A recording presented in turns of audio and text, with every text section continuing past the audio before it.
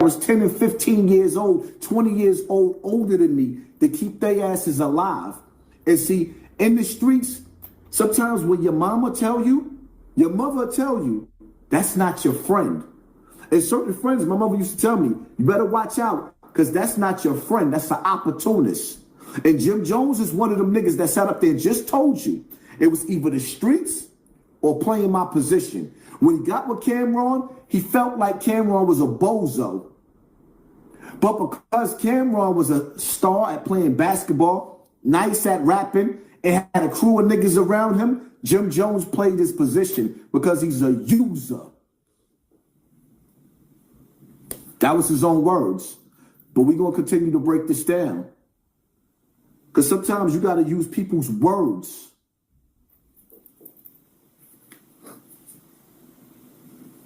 This shit started in my grandmother's house.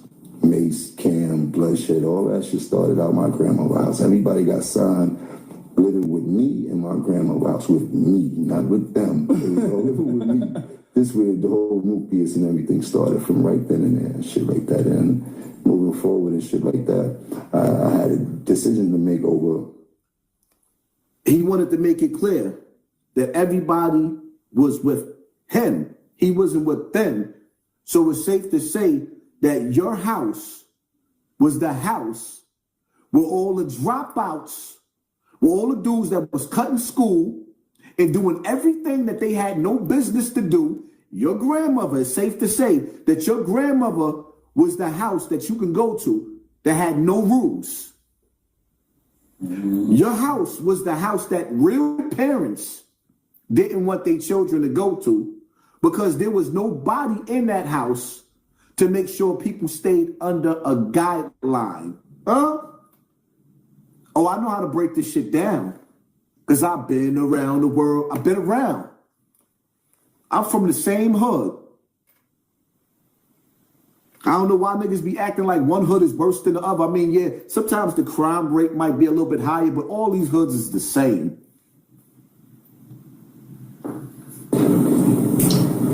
Childish things that I seen people be doing childish things and shit like that. And I was like, well, if this is what you want, if you feel this is going to be your way out of this hell we living in, which was Harlem, you did? Yeah. At the time, out of the hood, out of the projects, you have to play your position and shut the fuck up and do your job. Who he sound like? What do I call the hood? Out of this hell that we living in, who do he sound like?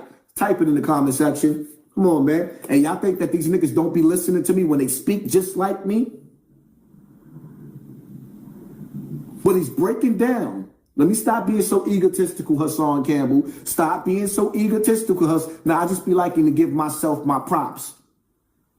But he's also breaking down to you how he wanted to get out of this hell called the ghetto. But it's crazy that this same nigga that 30 years ago, he wanted to get out of this hell called the ghetto. But for some reason, every time, Jim Jones, every time you get on social media, see, this is the shit that I be talking about. You breaking out how you wanted to escape, but why you keep leading our children back to the hood? You leading them back, lobby boys, coming to the hood with millions of dollars worth of jewelry on, knowing that the main objective is to get out of the hood. Come on, my nigga. Listen to these people. Listen to them talk. That's why when I play people's stuff, I don't like taking clips. I like to play everything that they say because I don't want to manipulate what you say. Like how they do to me. They take a clip and mislead you. No, play everything.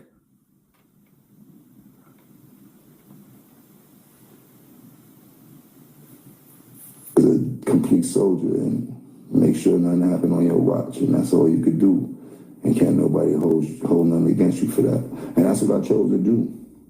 And so you seen this shit before it happens, what you tell, like everything. It started with Mase. He didn't do the right thing. That's the one question I wanted to ask you. I'm a little bit too young to understand. Like I just was able to I watched Mase shit on Cam and everybody around him. Wow. Habitually, like all the time. You heard? Like I was there the whole time, but I was Cam's man. You heard? Cam and Mase were so-called best friends, grew up together in RP Honey. Like I was there for everything. That's one thing that people can't never say is that I wasn't there for every single thing. What was your problem with Mase? Like, how did that all happen? I was there for everything. I was there for everything. Listen to him. I was there for everything.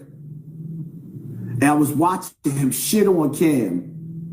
What he's telling you is that little things that was happening. How Cam said, one day I seen an interview. And Cam said, niggas thought that I had money when I didn't really have any money. So now, while Cam is looking at Mase like that's my brother, Jim Jones is all in Cam'ron's ear, pissing poison all in his ear, whispering, sort of like your girl's girlfriend. Girl, you know you need to leave him. Girl, you know you need to leave him. This is what Jim Jones is doing in Cam'ron's ears. I mean, look at it. We looking at Cam'ron, and we looking at Mase. Look at the chemistry that Cam'ron and Mase is having. Throughout the years of Dipset, we never seen Jim Jones and Cam have this kind of chemistry. Because it was never real.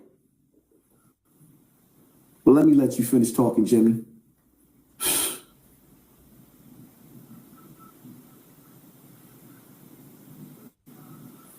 That was Cam, man, like you said. Cam enemies are my enemies. Anybody Cam didn't like, I didn't like. And I already see how he was handling Cam, so I definitely didn't like him.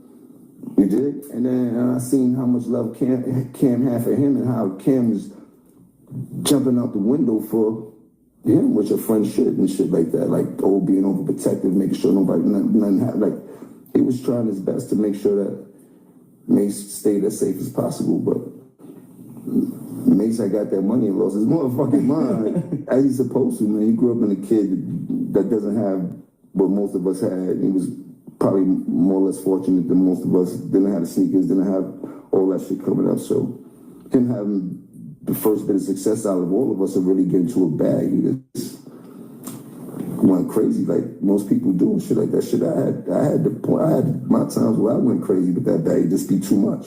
Yeah.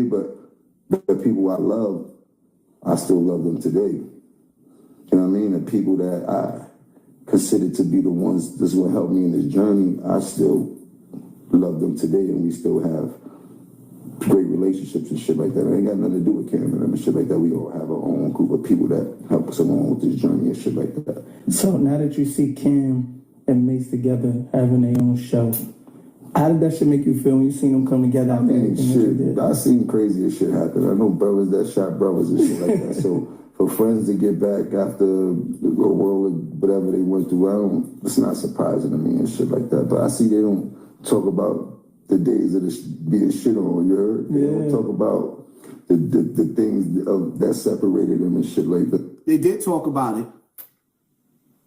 They did talk about it. You're lying, Jimmy. That's how they ended up getting back together, because Mase did a show and he said, which I thought I had money, I was just driving nice cars. That's like every nigga in the hood. Puffy P. Diddy, Sean Puffy Combs shitted on every artist that he had. They all broke. They all died broke.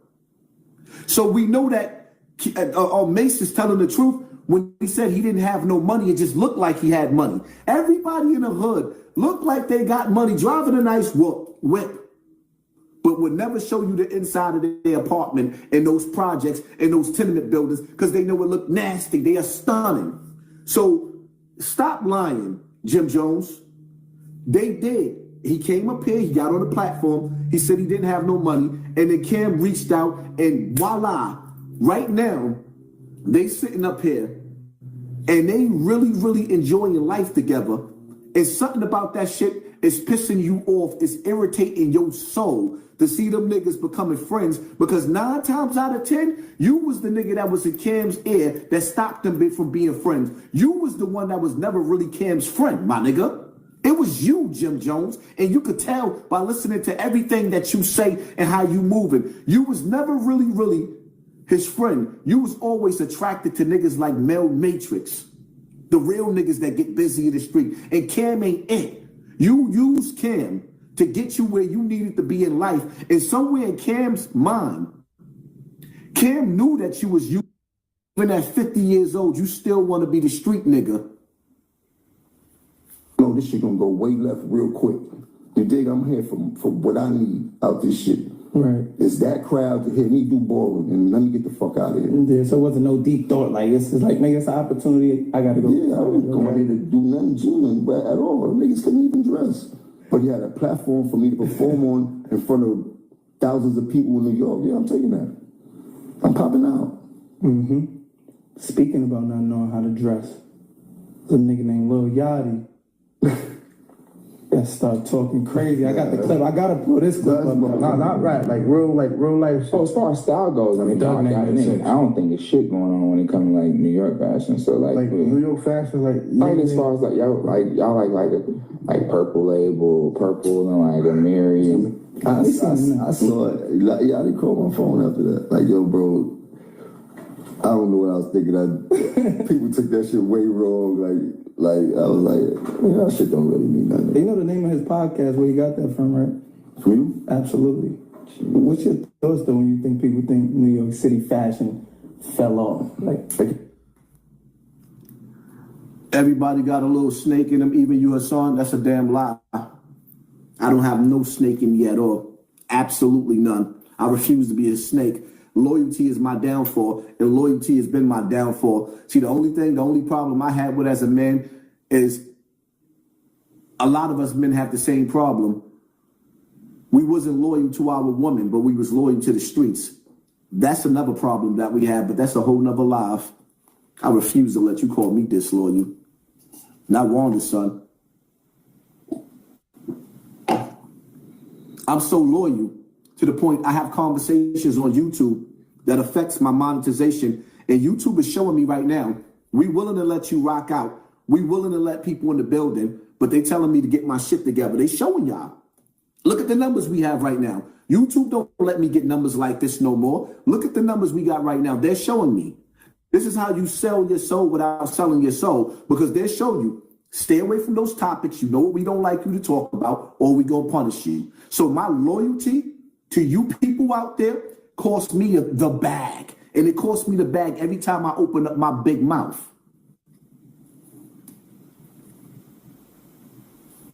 Fall off. We create the aesthetic for what everybody's wearing still to this day.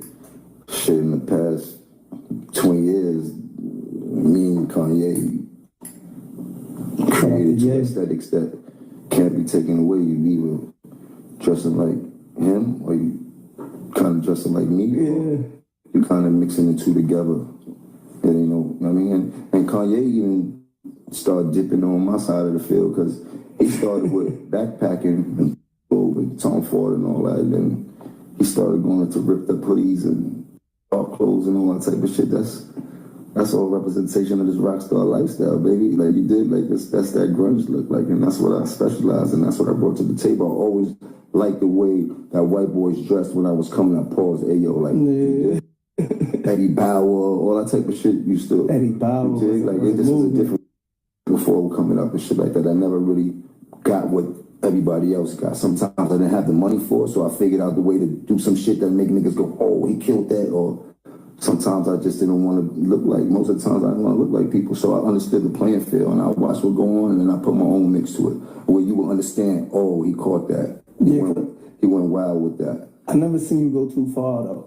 Nah, niggas started painting their nails. This is hip hop. Niggas started painting their nails in hip hop. This is where the disconnect for me and what been going on. Even like with Weezy. Weezy went way farther than what he took from us. Like he started out with this rock and roll lifestyle, skull and bone thing you did, but that was never a rock and roll thing. I just admired how the rock stars look, but I never was wearing everything they wore. I was taking bits and pieces and kept the Air Force Ones on, kept the Jordans on, kept the constructors on, good belt game. The chain gangs started being fly. Like it just, they had a lot of, but I always kept it hip hop.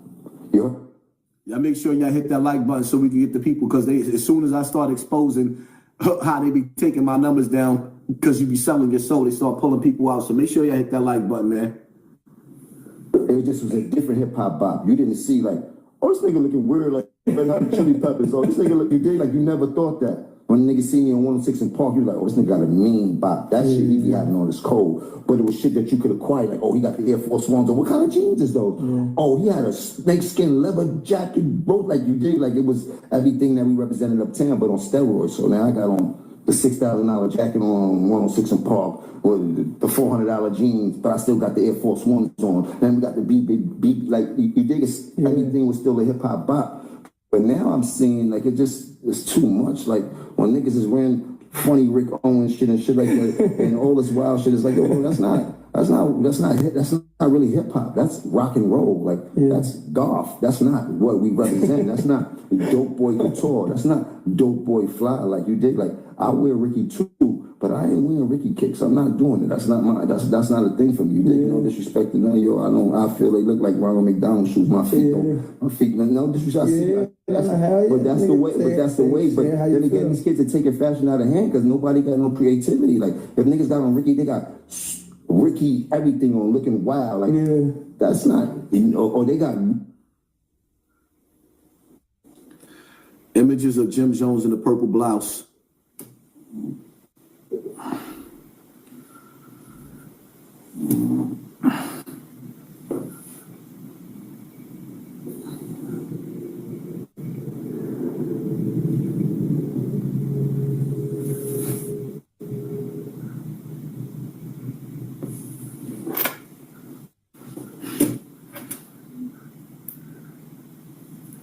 everything will look like they just overdoing it, and they don't even look. You don't look as fly as you think you look.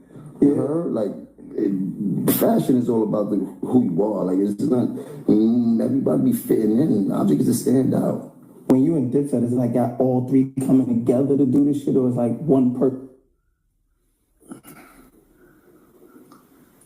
CMB Bricks, Highs keep it 1,000, while the others are on 0%. Big up to you, King. Keep them pissed. Keep them pressed. Peace. Now, Jim Jones, is it safe to say?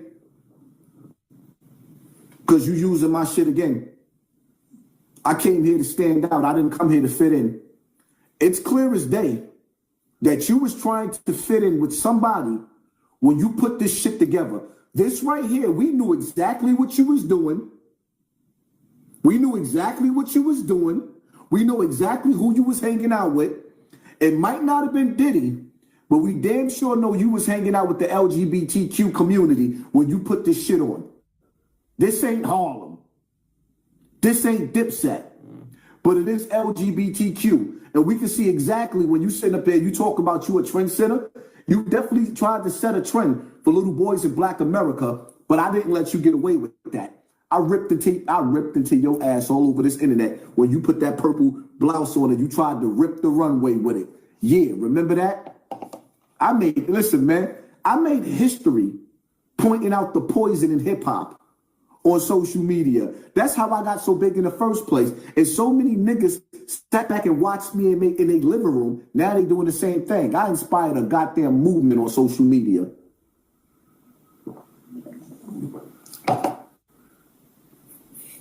As the leaders, like, nah, with this what we wearing. Was I created the aesthetic. Okay. For the diplomats. You heard? Dan the Cam's pink. You heard? It's a... No. All right. Sooner or later, you're going to have to tell it. Where he got the pink from. That shit is fucked up, my child. Somebody bring me a shot. If I'm lying, I'm flying. Bring me a shot, please. You can ask Damon, you can ask Cam, because those were the two people. Listen to the interviewer gassing it up and instigating. So the biggest thing that Jim Jones brought to Dipset was Cam wearing pink. Wow. Are you not entertained? Y'all don't hear the hate? The biggest thing that you brought to Dipset was Kim wearing pink. They was snapping on me when I came in and didn't get my truck. Wow. That's some shit. Down to the pink? We're supposed to get a white truck. I was supposed to get the caddy truck when we first got the diplomat deal. And came to the office, had on the pink Theodoras with the pink stripe, the pink polo shirt on. Doors shit was, that shit was a different type of and the pink was just lighting up the room, but the truck didn't get delivered, so they just kept snapping on me like, oh, this thing got all this fly shit, no motherfucker. Or Cam was like, I'm taking that pink, I'm running with this shit. He like, I'm running with it, that shit fly, I'm going crazy with it. That was Killer Cam at the time, you heard? Like whatever fits what we need, then that's what we gonna do. You know, but that's Easter colors. I've been doing pink. Every Easter, green, pink, gray suit, pink tie. My mom's been putting me in pink and shit like that. Future and all that type of shit. Pink has always been my color. That's a great story. You can bring a shot. You come on camera, come collect your fame, baby. Want a shot too? We're gonna drink it till tomorrow. We're gonna have to drink tomorrow. We're gonna toast for that same rosé. So when y'all perform, that Son's feeling himself. The interviewer is feeling himself. He's getting ready to go viral for helping to destroy Dipset, and he's feeling himself. He telling Shorty, yeah, come get your little 15 minutes of fame, bringing him a shot. The nigga head is big. While he's sitting up there enjoying, trying to destroy hip-hop. follow with Drake. Is this something still where y'all gonna like come together and get some money when the situation? I'm always on stage with anybody. I don't give a fuck about that. I'm tough. Yeah, about none of that shit, bro. If it's for the bag, I'm gonna go. You gotta ask them other niggas if they gonna go. If it's for the bag, means your wells gonna pop up. Z2. How did that feel when Drake brung y'all out? Like, That what was was your super thoughts on dope. that? That was super dope. That was dope for all of us. That was dope for the set. That was dope for the city. That was dope for Harlem. That was big, man. I mean, whatever's going on, Drake's still the biggest artist that we know to this day, period. I mean, beats everybody we could think about down to Michael Jackson, statistically and shit like that, so. Yeah, you know, I gotta ask you though, what's your thoughts on the whole Drake-Kendrick situation? I'm Drake, my man, you dig? Like, I ain't got no beef with Kendrick and shit like that, you dig? But Drake, my nigga, you dig? Are you able to still, even though that's your nigga, you able to like judge like, you know, who won the battle, not life and shit like that, but who you think I'm with my niggas all the time, you know? I don't even get into that shit, you dig? Shout out to Kendrick and them and shit like that, you dig? And not to say it like that, like I'm not OVO, none of that type of shit. Don't be calling me every day and shit like that. You dig? Like I just fuck with Drake. I like his soul. Like as a person that had real conversations with, as opposed to I don't have no relationship with Kendrick and shit like that. You dig? And Kendrick is from the West Coast. You dig? And it's just love. I know we got people that we both know and shit, but I really have a relationship with Babe, bro. So you know, I don't get into all that. It is what it is. It's hip hop. Niggas been battling for years and shit like that. You dig? Them niggas is both filthy rich. Ain't nothing going to. I think they both be alright. You know? But then when it comes to the lawsuit shit, I mean, I don't think that that's something that I would do. Yeah. To her. But then again, I'm not at that level. I don't know if I ever. Malik Williams, thank you for sponsoring this wall. Appreciate you, fam. Be at that level to understand the reasons of why he did that. You dig? Like, there's a lot of things that go on with somebody doing a power move. Make sure y'all hit the like button because whoever's behind the scene at YouTube is slowly pulling the numbers down and they trying to pull us out. And usually when I log out of my live, it'll tell me that we had less people in the building than we really had. That, like, anytime a person like that does some shit that he knows gonna be, it's like, it ain't just small fries and shit like that. But when you're dealing with social media, people make everything seem smaller than what it is and shit like that, and quick to say whatever and shit like that. I mean, whatever it is, man, that's not my field and shit like that. You dig? If it works in his favor, I hope it do and shit like that. You know what I mean? But I don't think that him doing that with business is no reflection of the streets.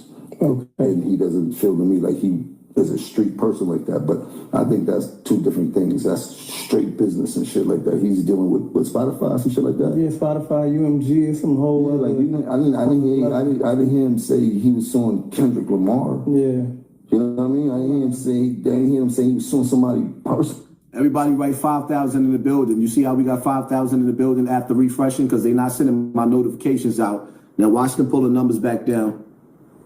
And shit like that, nigga. I seen people sue AT&T and Pepsi and get a bag for it. You heard like people with lawsuits all the time against companies and nobody hold that against them. Niggas like, oh, they got that lawsuit money. That nigga already bought it. I never heard a nigga be like, oh, this nigga, oh, he suing a nigga. Oh, you suing niggas now for that money? I never heard that. So when I think about it, it's like, yo, is it any different than him suing Walmart? Yeah. You know what I mean? And not to put, I really don't care either or shit like that, but thinking about what it is, like, come on, man. Niggas sue for people for dollars all the time. I ain't gonna lie though. I want Drake and Kendrick to get back cool. Hopefully that's in the works. I mean, I think it could happen. I ain't see nobody die or fall out any. So he want Drake and Kendrick to get back cool while he's sitting on his platform destroying Dipset. You sitting on your platform talking about you want Drake and Kendrick to get cool while you got Jim Jones on your platform destroying, putting the biggest black eye. This is the biggest black eye in the history of Dipset happening right now on this coward nigga platform.